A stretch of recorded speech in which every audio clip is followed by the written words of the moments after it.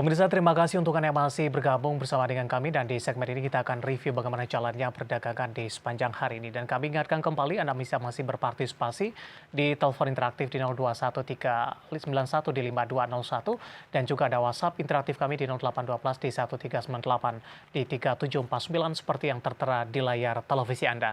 Dan saat ini kami sudah terhubung melalui Zoom bersama dengan Bapak Dimas Pratama selaku analis teknikal Bahana Sekuritas. Pak Dimas, selamat sore. Apa kabar, Pak? Halo, sore Mas, kabar baik. Terima kasih Pak Dimas sudah meluangkan waktu di IDX Channel. Hari ini volatilitas pergerakan indeks harga saham gabungan cukup tinggi Pak Dimas karena di sesi pertama pada pagi tadi mengalami koreksi yang cukup dalam dan meninggalkan level yang cukup jauh dari 6.700-an begitu. Tapi di beberapa jam jelang penutup perdagangan sesi kedua, IHSG ditarik ke zona hijau dan balik lagi ke level 6.800-an. Dari sisi sentimen tampaknya kurang bersahabat, di mana secara global dari bursa global cenderung tertekan, Asia juga lebih dominan tertekan tadi. Ini terkait dengan potensi resesi dan kenaikan suku bunga acuan dan sikap hawkish dari beberapa bank sentral di dunia. Bagaimana analisis Anda pembalikan arah yang terjadi untuk IHSG di sepanjang perdagangan hari ini di tengah sentimen yang kurang menguntungkan, Pak Dimas? Iya, kalau kita lihat memang sentimennya masih terkait ini ya, kenaikan suku bunga yang berlangsung lama dari The Fed sendiri, dan ini juga diikuti beberapa bank sentral negara lainnya seperti Eropa juga menaikkan suku bunga. Nah, ini yang dikhawatirkan akan ini ya kekhawatiran perlambatan ekonomi dunia. Nah, ini yang membayangi pergerakan di bursa regional Asia juga untuk hari ini. Nah, indeks hari ini berhasil rebound ya. Tadi kita sempat low-nya di sekitar under 6.700 dan akhirnya berhasil closing di 6812, dan ini terjadi nampaknya investor mulai melakukan akumulasi di saham-saham yang cukup besar ya, seperti Big Bang dan juga Telco, akhirnya juga mampu mengangkat kenaikan GCI closing di atas 6.800. Tapi secara pergerakan kalau kita lihat selama IHSG belum mampu tembus closing di atas 6.900, mungkin kita masih akan cukup volatile ke depannya di range karena 640 sampai dengan 6.900 sebagai tahanan yang harus dipecahkan untuk IHSG sendiri. Pekan depan untuk jangka pendek arahnya kemana, Pak Dimas? Ya, kalau kita lihat memang ada potensi untuk penguatan lanjutan ya, terutama di saham-saham perbankan yang kita tahu sudah tertekan cukup ya dalam ya, dan hari ini investor juga melakukan aksi buying di saham-saham perbankan dan ada potensi untuk penguatan lanjutan, dan harapannya juga mampu membawa IHSG paling enggak testing ke 6.900 untuk minggu depan. Jadi saat ini range-nya masih akan bergerak di 6.640 sampai dengan 6.900 untuk mingguan. Dengan posisi penutupan di 6.800 di sesi kedua hari ini, mengingat aktivitas perdagangan tinggal 2 minggu ke depan, target Anda sampai dengan akhir tahun? Ya, kalau kita lihat memang saat ini window dressing mungkin akan terjadi di saham-sahamnya ya. Kita fokus ke saham-sahamnya aja. Kalau indeks dipaksakan ke level 7.000 atau 7.100 memang nampaknya agak berat ya. Kecuali saham teknologi ada ditarik ke atas, itu juga mampu bisa jadi peluang closing di 7.000. Namun itu kita lihat dulu ya, karena sentimennya juga masih terjadi sell out di saham teknologi yang cukup besar itu, jadi mempengaruhi pergerakan. Nah, saat ini memang untuk akhir tahun sendiri mungkin nggak akan jauh dari level 6.900 untuk IHSG. Baik, penutupan hari ini di 6.812,193 menguat di 0,89%. Dari sisi target yang Anda sampaikan tadi, ini sudah memasukkan indikator window dressing tidak, Pak Dimas? Atau gemanya Ya, di tahun ini kurang terlalu signifikan, mengingat perjalanan indeks harga saham gabungan dan juga perkembangan dari sisi sentimen global?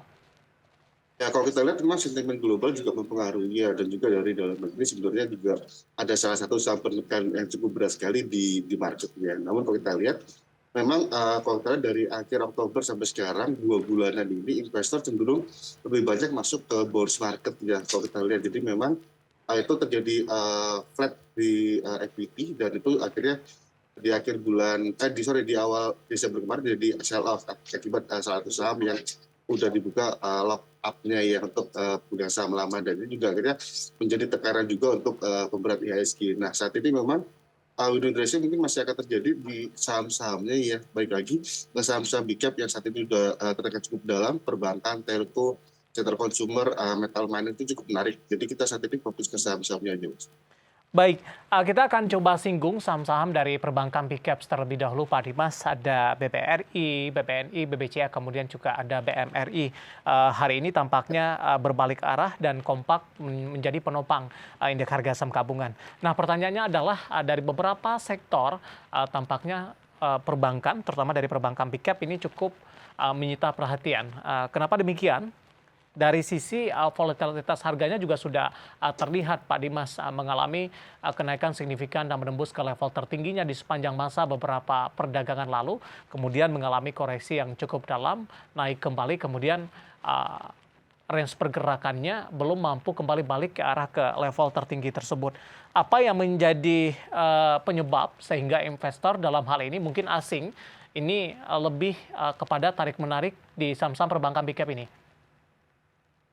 Cuma sempat terjadi tarikan di akhir November ya terhadap saham-saham perbankan kita yang gap-nya, dan itu kalau kita lihat memang agak terlalu dipaksakan. Jadi setelah di tarikan tersebut saham-saham perbankan tersebut terjadi profit taking ya selama 1 minggu beruntun terjadi profit taking, dan saat ini sedang berada konsolidasi. Namun kalau saya lihat ke depan masih ada ruang potensial upside kenaikan yang lebih lanjut ya, karena baik secara valuasi itu masih cukup murah sekali. Kita langsung masuk ke BBRI dulu ya Mas. BBRI hari ini berhasil closing di 4.900, ada potensial upside paling tidak ke 5.200. Saat ini closing di 4.980 ya Bang Rakyat, jadi ada potensial untuk penguatan lanjutan, targetnya selanjutnya di 5.200. Terus secara valuasi ada sekitar 5.400-an. Baik, Terus selanjutnya dari sebelum BBRI, melangkah Pak Dimas ke perbankan big cap lainnya, kebetulan di WhatsApp interaktif kami ada pertanyaan masuk nih Pak, menanyakan saham BBRI Pak Dimas. Kita hold terlebih dahulu untuk BBCA dan selanjutnya. Bapak Diki dari Bekasi, BBRI sudah ambil posisi di 4850, artinya dengan penutupan hari ini di 4980 ini sudah profit sebenarnya. Support dan resistennya jangka pendek ini untuk minggu depan ternyata Pak Dimas.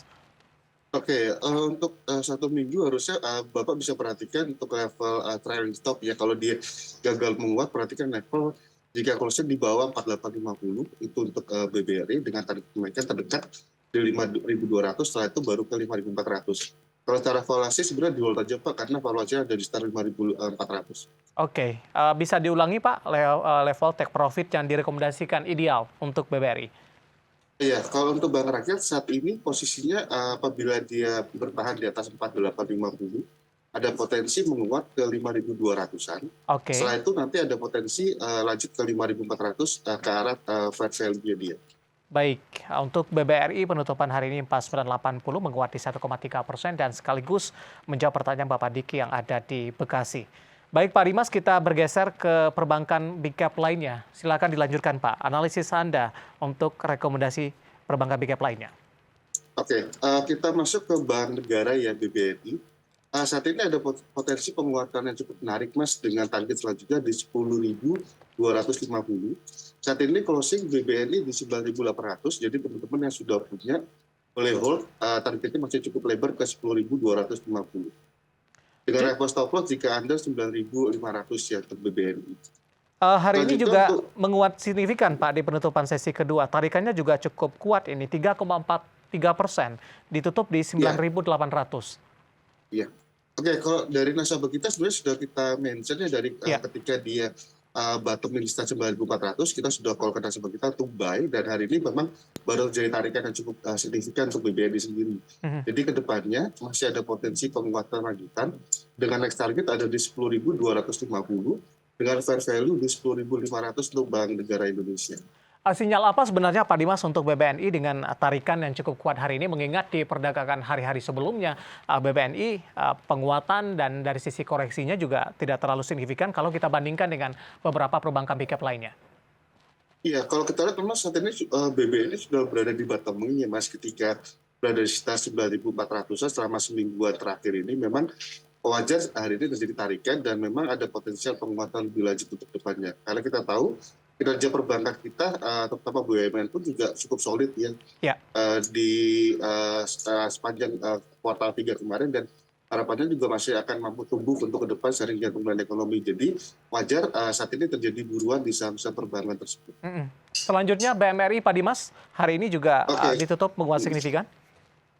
Ya, Untuk Bank Mandiri saat ini masih berada di konsolidasi area, Mas, di sekitar 98 sampai dengan 10.100. Lebih menarik kalau dia berhasil closing di atas 10.100, dengan tarif kenaikan dia akan kembali testing dulu di 11.000, kemudian baru ke 11.200. Jadi saat ini cukup menarik. Baik, terakhir singkat saja untuk BBCA Pak Dimas. Baik, untuk BBCA sama, hari ini juga terjadi rebound ya, closing di 8.600. Saat ini ada potensi menguat lebih lanjut, paling tidak dia akan kembali menguji level 9.400 yang dicapai di 30 November yang lalu. Dia akan kembali testing di 9.400. Oke, review dan rekomendasi untuk perbankan Big Cap BBCA yang hari ini berbalik arah dan menguat signifikan dan menjadi penopang untuk indeks harga saham gabungan.